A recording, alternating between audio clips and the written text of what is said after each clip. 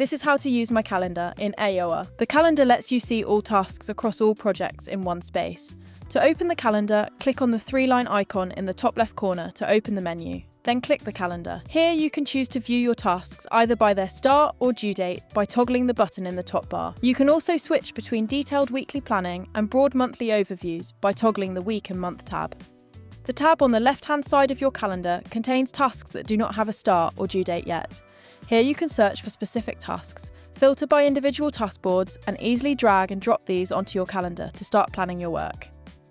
Adding tasks directly in your calendar is also simple. Just double-click anywhere to add your tasks and select the task board and category you want to add them to.